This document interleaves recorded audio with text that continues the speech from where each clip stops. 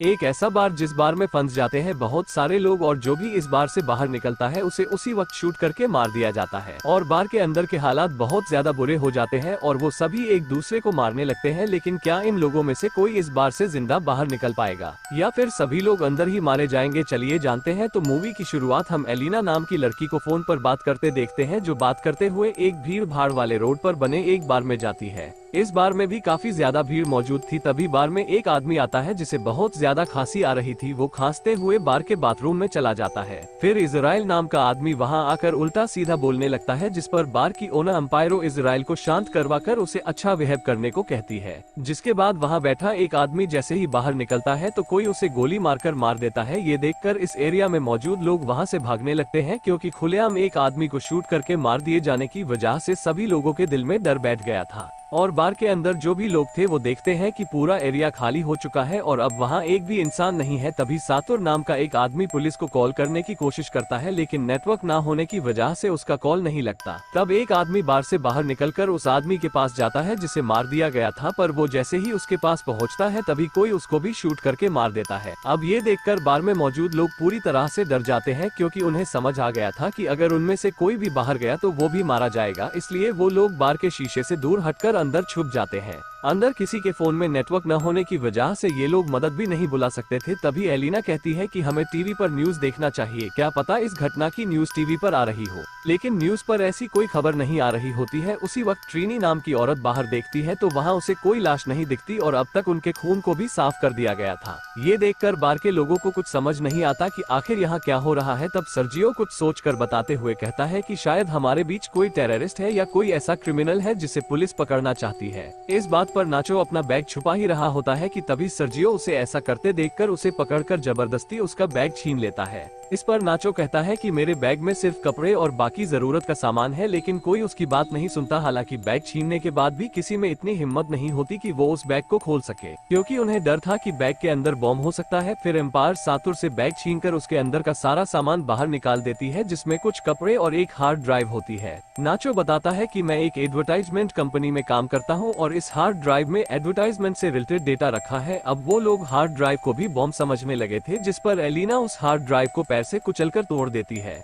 और तभी नाचो की नजर एक ब्रीफकेस पर पड़ती है और वो पूछता ये ब्रीफकेस किसका है। दरअसल वो ब्रीफकेस सर्जियो का था, जिसे एम्पायर उठा लेती है। सर्जियो इस बात का झगड़ा करता है तो एंड्रेस अपनी गन दिखाकर उसे रोकता है और तब तक इजराइल एम्पायरों से ब्रीफकेस छीनकर उसे खोल देता है। ब्रीफकेस के अंदर से लड़कियों के अंडरगारमेंट्स निकलते हैं और यही वजह थी कि वो अपना ब्रीफकेस खोलने नहीं देना चाहता था। इतने में ही उन्हें बाथरूम के अंदर से कुछ आवाज आती है तो सर्जियो बाकी लोगों को लेकर बाथरूम के दरवाजे को नॉक करता है, लेकिन अंदर से न तो कोई जवाब देता है और न ही दरवाजा खोलता है। तभी एंड्रेस दरवाजे के लॉक पर गोली मारकर उसे तोड़ देता है और सभी लोग देखते हैं कि टॉयलेट सीट के पास वही आदमी काफी बुरी हालत में पड़ा है, जो मूवी की शुरुआत में खांसते हुए बाथरूम के अंदर गया था।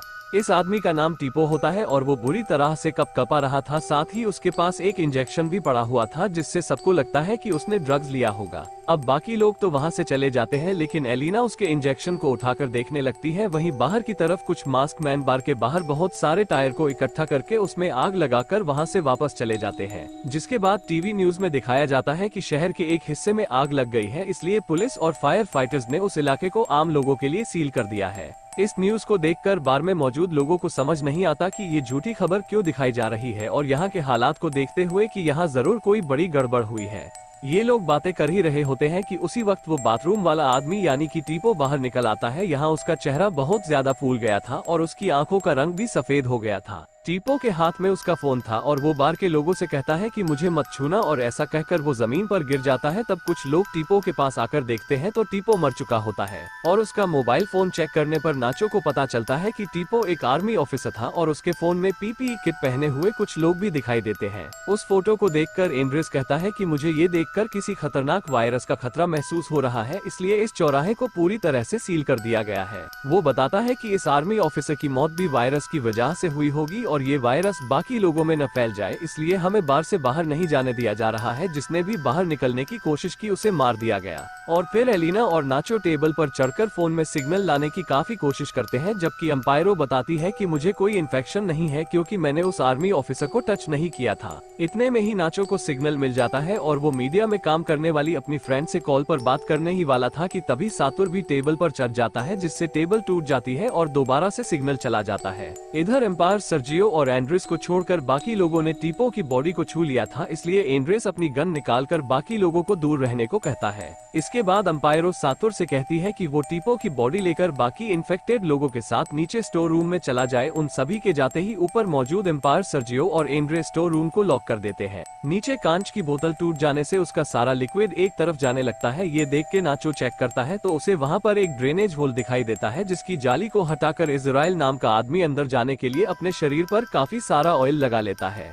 ताकि वो आसानी से होल के अंदर जाकर बाहर निकलने का रास्ता ढूंढ सके, क्योंकि ये ड्रेनेज होल ही उनके निकलने की आखिरी उम्मीद है। पर वो काफी कोशिश के बाद भी उसके अंदर नहीं जा पाता क्योंकि वो ड्रेनेज काफी छोटा था। तभी उन सभी को ऊपर गोलियां चलने की आवाज आती है, जिसकी वजह से ट्रीनी और एलिना डर के मारे चिल्लाने लगती है। इस पर नाचो उन्हें चुप रहने को कहता है क्योंकि ऊपर आर्मी के लोगों ने एम्पायर सर्जियो और एंड्रेस को मारने के बाद बार में आग लगा दी थी, और अगर उन्होंने स्टोर रूम से किसी की भी आवाज सुन ली तो उन्हें पता चल जाएगा कि यहाँ और भी लोग हैं, जिससे हम सब भी मारे जाएंगे। कुछ देर बाद सब कुछ शांत हो जाता है तो सातुर चुपके से ऊपर जाकर देखता है तो वहाँ सब कुछ तबाह हो चुका था और इस बार को बाहर की तरफ से सील किया जा रहा होता है। सातुर वहीं पड़ी एंड्रेस की गन को अपने पास रखकर वापस नीचे आकर सबको शांत रहने को कहता है, क्योंकि बाहर की तरफ अभी आर्मी के लोग मौजूद हैं। इसके कुछ देर बाद उन्हें टीपो के मोबाइल फोन की रिंग सुनाई पड़ती है, जिस पर एलिना उस फोन को उठाकर उसमें आए हुए व्हाट्सएप मैसेज को पढ़ने लगती है। जिन मैसेज को पढ़कर एलिना को पता चलता है कि टीपो पिछले 2 दिन से बीमार चल रहा था और उसने वैक्सीन भी ले रखी है। वहीं और भी पुराने मैसेज पढ़कर एलिना को ये भी पता चलता है कि टीपो के पास वैक्सीन की 4 इंजेक्शन और रखे हैं। दरअसल टीपो ने व्हाट्सएप पर मैसेज करने वाले आदमी को ये बातें बताई होती है कि वो इस वक्त एक बार के बाथरूम में है। मैसेज में टीपो ने अपने दोस्त को बताया होता है कि उसकी खांसी ठीक नहीं हो रही है,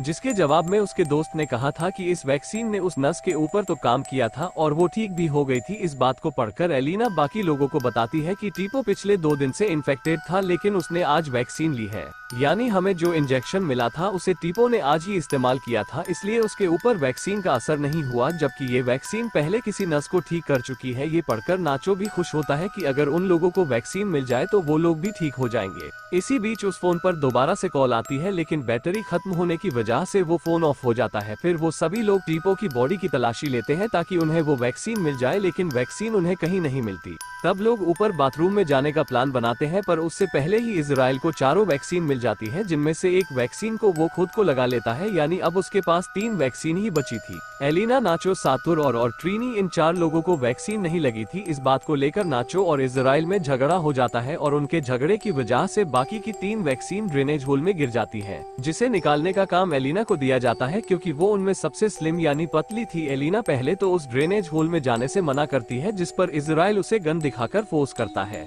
इसलिए वो अपने कपड़े उतार के पूरी बॉडी में ऑयल लगाकर ड्रेनेज होल के अंदर जाने की कोशिश करती है, लेकिन एलिना भी फंस जाती है। तब बाकी लोग उसे किसी तरह से नीचे की तरफ पुश करके उसको सीवर लाइन के गंदे पानी में भेज देते हैं। वहाँ एलिना को तीनों वैक्सीन मिल जाती है, जिस पर नाचो ऊपर से एक वायर भेजकर उससे कहता है कि इसमें वैक्सीन बांध दो और हम इसे ऊपर खींच लेंगे, लेकिन एलिना ऐसा नहीं करती। उल्टा वो उससे कहती है कि तुम लोग ड्रेनेज में बड़ा छेद करके खुद भी नीचे आ जाओ, और ऐसा कहकर वो सीवर लाइन से बाहर निकलने का रास्ता ढूंढने लगती है। तब नाचो, सातुर और इजराइल किसी तरह से ड्रेनेज होल को तोड़ने में लग जाते हैं, और इस सब के बीच एलिना को सीवर लाइन में एक जगह से रोशनी आती हुई दिखाई देती है। तो वो सीवर लाइन में एक जगह वैक्सीन रखकर ऊपर चढ़कर बाहर देखती है तो उसे कुछ पुलिस वाले दिखाई देती है, और पास में ही पीपीई किट पहने हुए कुछ लोग 3 लाशों को जला रहे थे। ये 3 लाशें एम्पायर सर्जियो और एंड्रेस की होती है। वहीं दूसरी तरफ बाकी सभी सीवर लाइन में आ चुके थे, और यहाँ एक बार फिर से नाचो और इजराइल के बीच झगड़ा शुरू हो जाता है। इस झगड़े में नाचो इजराइल से गन छीनकर उसे सीवर के गंदे पानी के अंदर ही गोली मार देता है। नाचो बाहर आते ही सातुर को गन पॉइंट पर लेकर एलिना से कहता है कि अगर ये मर गया तो हम तीनों वैक्सीन की डोज लगाकर इन्फेक्शन से बच सकते हैं। ये देखकर एलिना नाचो से कहती है कि अगर तुम सतर को छोड़ दो तो मैं तुम्हें वैक्सीन का पता बता दूंगी। इस पर नाचो सातुर को छोड़ देता है और वो चारों वैक्सीन लेकर सीव से बाहर निकलने का रास्ता ढूंढने लगते हैं। आगे जाकर ट्रीनी नाचो से कहती है कि तुम मुझे मार दो ताकि बाकी बची 3 वैक्सीन को तुम लोग आपस में लगा सको। पहले तो नाचो ट्रीनी को मारने की कोशिश करता है पर वो गोली नहीं चला पाता, जिस पर ट्रीनी खुद ही गन लेकर अपने आप को गोली मार लेती है। इसके बाद एलिना सातुर और नाचो को एक एक इंजेक्शन देकर अपने पास भी वैक्सीन का एक इंजेक्शन रख लेती है ताकि वो उसे बाद में लगा सके। पर उनकी मुसीबत अभी खत्म नहीं हुई थी क्योंकि इजराइल अभी भी जिंदा था। वो पीछे से सातुर को लोहे की रॉड से मारता है जिससे सातुर की भी मौत हो जाती है। उसे जिंदा देख एलिना और नाचो वहां से आगे भागते हैं जहां उनको एक सीढ़ी दिखाई देती है जिस पर ये लोग चढ़ जाते हैं। उनके पीछे इजराइल भी होता है जिससे बचने के चक्कर में एलिना का वैक्सीन वाला इंजेक्शन नीचे गिर जाता है। हालांकि अब तक एलिना को बाहर निकलने का रास्ता मिल चुका था लेकिन इजराइल अब भी नाचो और एलिना के लिए मुसीबत बना हुआ था। तब नाचो अपनी वैक्सीन एलिना को देकर खुद इजराइल को लेकर नीचे गिर जाता है क्योंकि वो लोग इतनी ऊंचाई से नीचे गिरे थे इसलिए उन दोनों की मौत हो जाती है। और फिर एलिना वैक्सीन का इंजेक्शन लेकर और सीवा के ढक्कन को खोलकर बाहर आ जाती है। ये एरिया ऐसा था जहां बहुत सारे लोग अब भी मौजूद होते हैं, यानी इस इलाके को क्वारंटीन नहीं किया गया था। यहाँ एक औरत एलिना के शरीर पर बहुत ही कम कपड़े देखकर उसे अपना जैकेट पहना देती है, जिसके बाद एलिना अपने घर की तरफ सुरक्षित चली जाती है। और इसी के साथ ही ये मूवी यहीं पर खत्म हो जाती है।